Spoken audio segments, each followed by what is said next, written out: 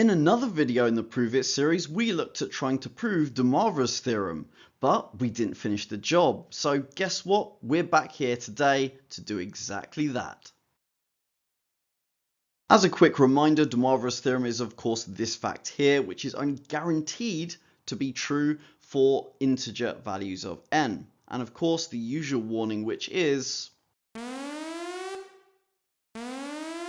although the techniques we use in this video are techniques I'd expect students to be able to use and do, this is not a video, and in fact I'd actively advise anybody from trying to watch this video and commit every single line of working that we're doing to memory, because you're not very likely to be asked to do this exact stuff in an exam, so it's not worth your time, certainly if you're doing the A-level exams in England. We're just doing this stuff for fun, and in fact that's the idea I've kind of built this entire channel upon, so there you go. And also as a quick recap, in the previous video on this stuff, in the Prove It series, we only proved de Moivre's theorem for positive integer values. So therefore it goes to follow that in this video we're going to be proving it for non-positive integer values. Some of you might be curious as to why we're avoiding talking or proving it with non-integer values, and that's actually something we've previously discussed in one of my other videos, in my issues with square roots video in the Can We Understand That series. A link to that video will appear in the description. If you haven't seen that video before, do check it out. Also a link to it's appearing on the screen right now, but therefore today we're just focusing on the non-positive integer values. But what do we need to know in order to be able to do this proof? Well, ultimately the same things as last time. We're going to be using proof by induction just because that's the way I want to prove it. But then another thing you need to be able to use is trig identities, including the properties of cosine and sine being even functions and odd functions respectively. Interestingly, I do have a video covering that fact or those facts individually as well. So if you don't know what I'm talking about when I say that, do check that video out as well. A link to that is in the description as well. All this recap, there you go, don't worry, it'll be over, well, now basically. So let's start the actual proof. I'm actually going to start by focusing on n equals 0. I could have used this as the basis case in the proof by induction, but I wanted to give special sort of mention to it.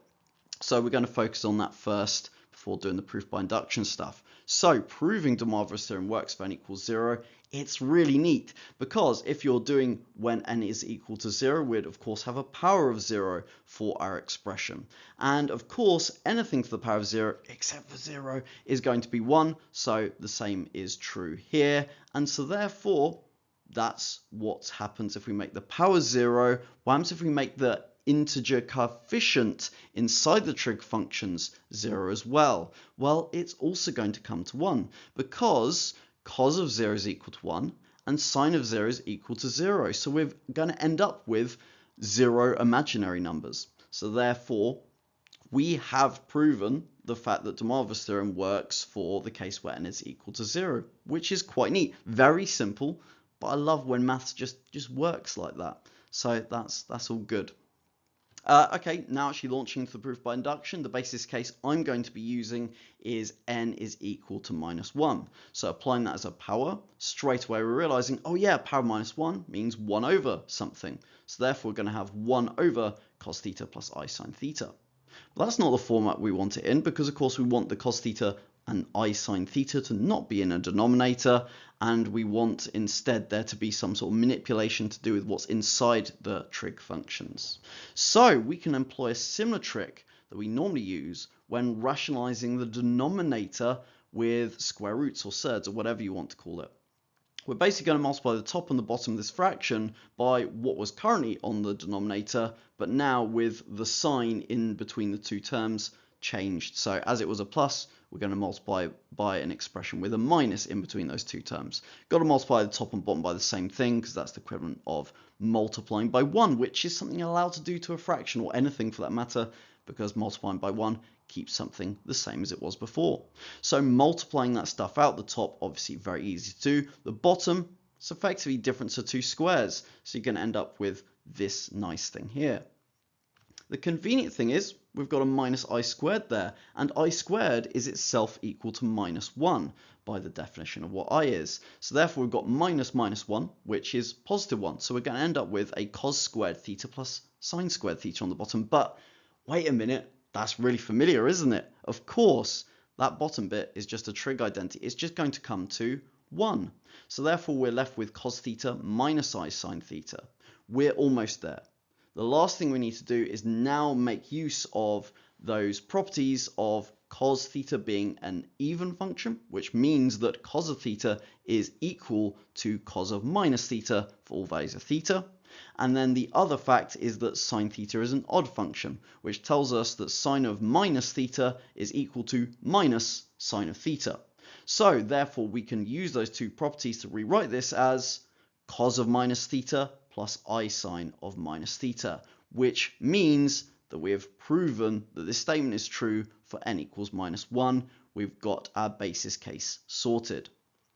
Okay, onto the assumption stage, and we're going to just make a little adjustment. We don't have to do this, but we want to, just to make it clear that we're dealing with stuff that's in a denominator. So we're going to have the assumption that the statement is true for n equals minus k. So therefore we're assuming this fact here.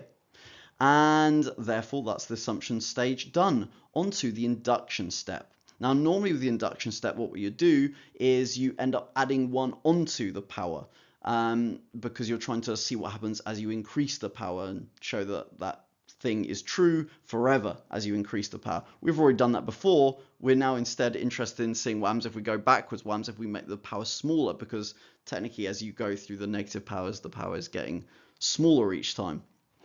So therefore we're going to be now looking at n equals minus k minus 1.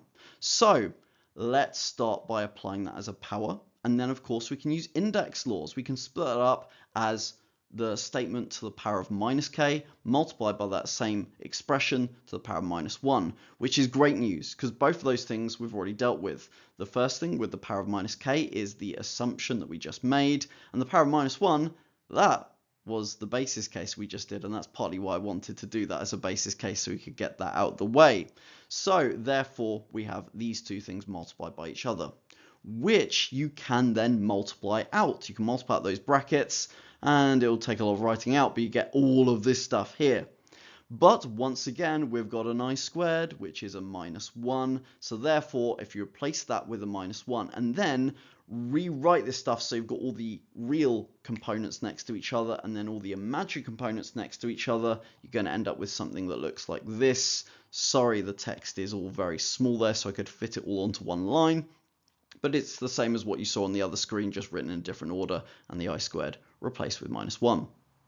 But wait a minute, if we look at specifically this part, that looks a bit familiar to do with trig identities. It looks very similar to the structure of this trigonometric identity here, the addition angle formula. So therefore we can make use of that identity to rewrite that as this. But then also it's not just that bit that looks familiar. If we look at this bit here, the stuff that's the imaginary component, then we realize that's also familiar because it's basically this trig identity here. And so therefore the imaginary component could be rewritten as I lots of sine of a plus our b, in other words minus k theta plus minus theta. Of course we're actually practically there. All we've got to do is realize that this is just theta lots of minus k minus 1 for both those trig functions, which means we got what we wanted. The power has now moved to become a coefficient of the theta inside the trig functions for both of them. And so therefore we have done the induction stage, and therefore the usual proof by induction conclusion. We know that if it works for n equals minus k, it must also work for n equals minus k minus 1 by that inductive step. Because we've also shown that it works for n equals minus 1, that's kind of like that first domino being knocked over, and the induction stage is then telling us that all the other dominoes, using an analogy there, will also knock over, meaning we've proven it works for all of them. And therefore, we're done. We've proven it, and that is all I wanted to cover in today's video. So, Of course, the usual YouTube things. If you enjoyed this video, please do like and subscribe. And guess what? I've got loads more videos on this channel that are just devoted to proving things. I've got an entire playlist of them. Check them out. Enjoy.